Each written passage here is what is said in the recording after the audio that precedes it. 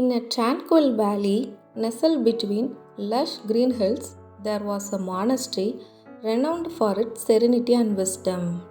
The monks who lived there practiced the path of enlightenment under the guidance of their wise and gentle Zen master. Among them was a monk named Leon, who was known throughout the valley for his infectious joy and unwavering happiness. Despite the demanding lifestyle of a monk, Leon's laughter and radiant smile were constants, earning him the affectionate nickname the Happy Monk. One summer day, a group of travelers, intrigued by tales of the Happy Monk, visited the monastery. They were curious to learn about the secret behind Leon's extraordinary happiness.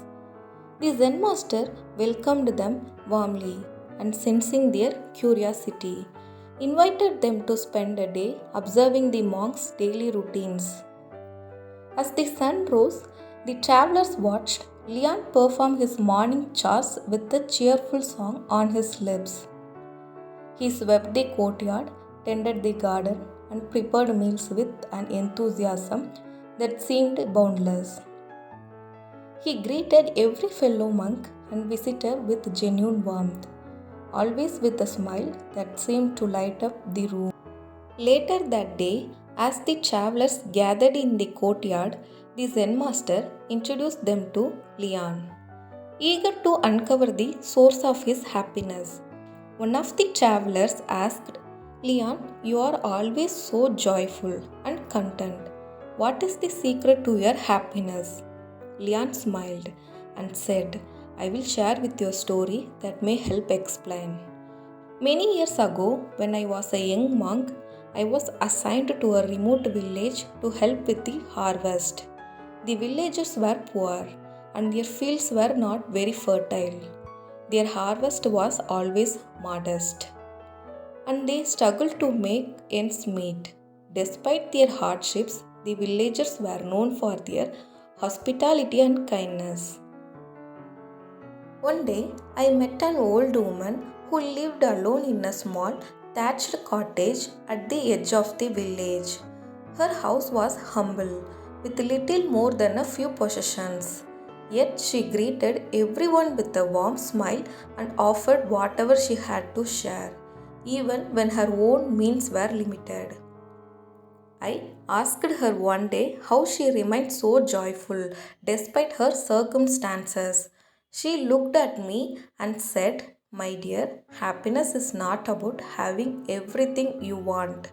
It's about being content with what you have and appreciating the beauty in simple things. She then showed me a small garden she tended with great care. It was filled with vibrant flowers and herbs. Despite the arid soil and the challenges she faced, her garden thrived. She spoke of how she found joy in nurturing the plants and in the small victories of her daily life. As I listened to her, I realized that happiness is not something you seek externally, but something that grows from within.